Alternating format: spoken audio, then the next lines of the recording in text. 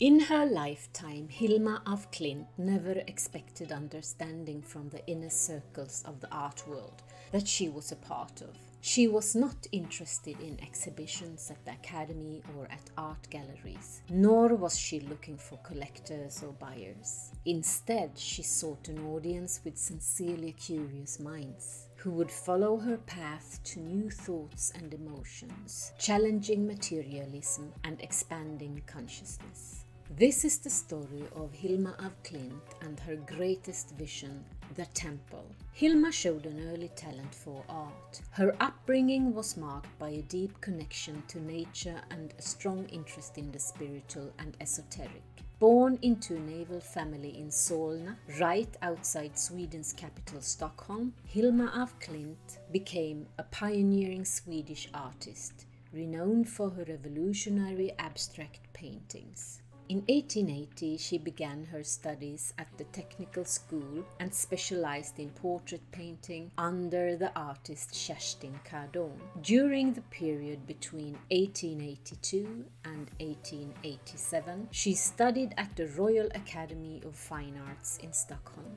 In the late 19th century, it was unusual for women in Sweden to pursue higher education, even though the academy had admitted its first female students in 1849, and the so-called women's department was opened for 18 female students in 1864. While women still were gaining acceptance into institutions of art education, their roles were often confined to documentation rather than recognized as full-fledged artists. Despite being allowed entry into these educational spaces, social norms predominantly viewed women's artistic endeavors as supplementary, focused on documenting rather than creating art or having a career as an artist. But Hilma af Klint completed her studies with excellent grades and was awarded a scholarship,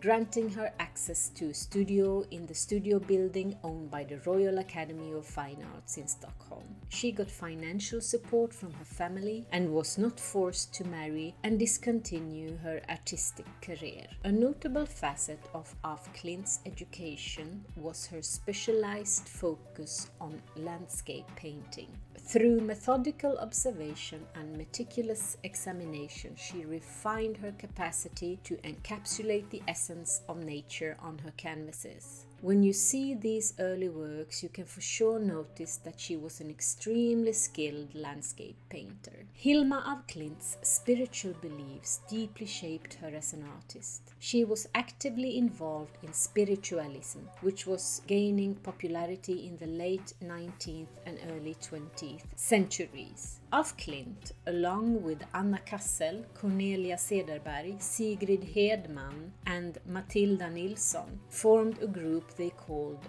the Five. This group conducted seances and communicated with spiritual entities, which they referred to as the High Masters. Their spiritual practices included automatic writing and drawing, through which they believed they received guidance from these higher beings. Af Klint sought to express spiritual truths through her art, believing in the transformative power of color and form to evoke emotional and metaphysical experiences. This profound spiritual influence is evident in af Klint's work, which often incorporates complex symbolism and geometric shapes. Her paintings, many of which are large scale, represent a radical departure from traditional art forms of her time. Hilma af Klint's approach to abstract art placed her far ahead of her time, predating the acknowledged pioneers of the movements, including Wassily Kandinsky, who is often credited as the first abstract artist.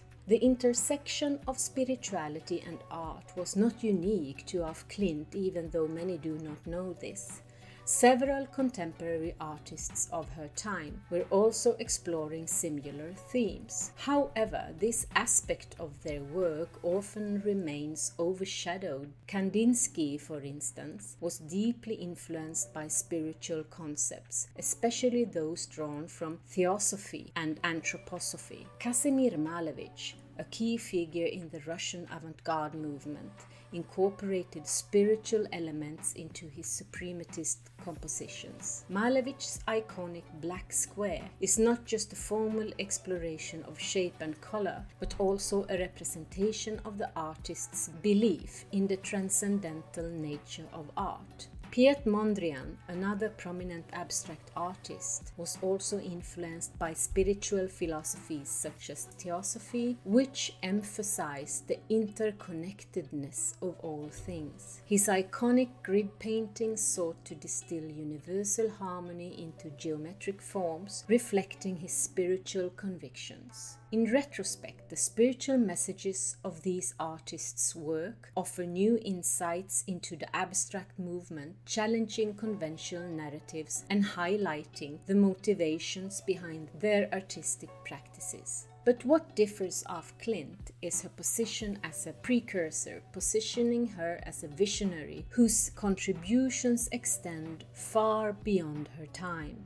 Between 1906 and 1915, af Klint produced her most significant body of work known as the Paintings for the Temple. These monumental compositions were created as a part of a larger spiritual project, reflecting af Klint's belief in art as a channel for divine communication. The paintings were intended for an exhibition space she called the Temple. That was never realized. Hilma af Klint's vision for the temple far went ahead of conventional artistic ambitions. The temple was a place where her work was supposed to be presented in a particular order, like a spiritual gallery, and she even called it a new type of church in her notes. It represented a sacred space where her monumental compositions would serve as mediums for divine communication, inviting viewers to contemplate the mysteries of existence and experience spiritual transformation.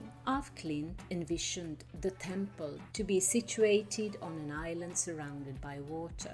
Among her belongings can notes from 1931 be found, containing sketches, shapes, and instructions for a temple on the Swedish island of Ven. This island, known for being home to one of the greatest astronomers of the 17th century, Tycho Brahe, whose observatory at the island's center seems to have fascinated her. Desiring a secluded location for the temple, one of the reasons for its placement was to have the building submerged within the landscape. Another reason was rooted in the classical depiction of initiation, symbolizing descending to the underworld to emerge into the light of rebirth. Af Klint's paintings are characterized by their abstract forms and esoteric symbolism, all of which reflect the spiritual messages she believed she was channeling. She documented her process and the spiritual communications she received in great detail, which she believed provided the true purpose and meaning behind her art. Despite her groundbreaking contributions to contemporary art, Hilma af Klint instructed that her works must be kept private for at least 20 years after her death, believing that the world was not yet ready to understand their significance. Af Klint created over 1,200 paintings and drawings,